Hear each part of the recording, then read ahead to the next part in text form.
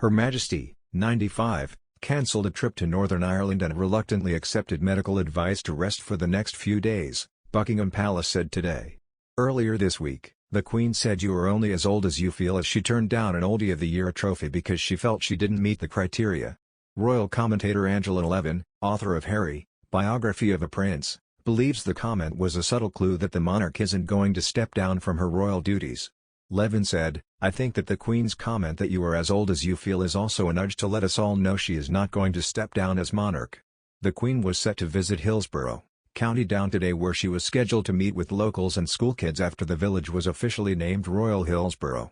She was also due to attend a church service in Armagh on Thursday to mark the centenary of Northern Ireland's formation. But a Buckingham Palace spokesman said this morning, the Queen has reluctantly accepted medical advice to rest for the next few days.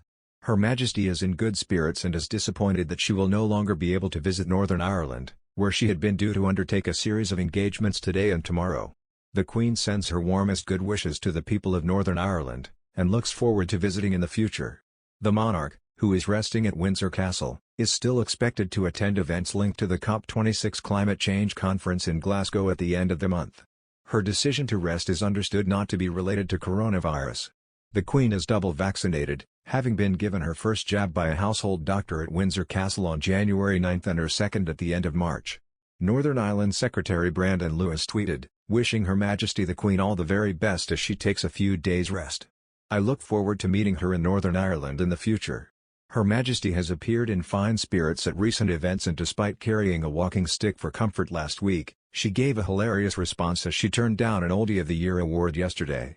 She also held two audiences via video link from Windsor Castle, greeting the Japanese Ambassador Hajime Hayashi and the EU Ambassador João de Almeida, followed by the investment summit in the evening.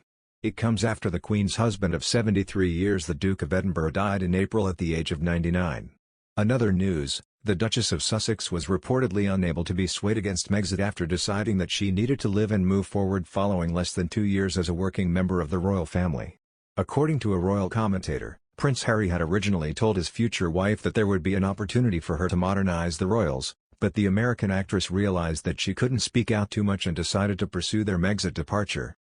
Meghan Markle, an actress known for her work in the legal drama Suits, first met Prince Harry in 2016 and married into the royal family in May 2018. Royal commentator Neil Sean said, what Harry allegedly told her was that she would be able to make a big change, modernize the royals, and move forward with all the things that mattered to her, including her notable charity work. Once she found out that that wouldn't be the case, and the fact that she couldn't have a social media platform, couldn't really speak out too much, the fact she'd given a few speeches that were tinged with things that the British royal family did not really approve of, then she felt it was time for her to exit. A lot of people around her at the time tried to convince her, whether she liked it or not, that she could make a very impactful change. After all, she was a young woman joining a very established firm, but apparently nothing could sway her mind because she needed a voice. As she often said, and famously said in that interview with ITV, she wasn't really living, she needed to live and move forward, that was the whole point of life. During her time as a working royal, Meghan began to forge a close relationship with a number of charities and organizations. She was a royal patron of the National Theatre and the Association of Commonwealth Universities, and also fundraised for victims of the Grenfell Tower fire. However, she first admitted during the 2019 ITV documentary Harry and Meghan, An African Journey, that she was not okay. In an emotional scene, where the Duchess is visibly tearful, she told journalist Tom Bradby, "Look, any woman, especially when they are pregnant, you're really vulnerable, and so that was made really challenging, and then when you have a newborn, you know.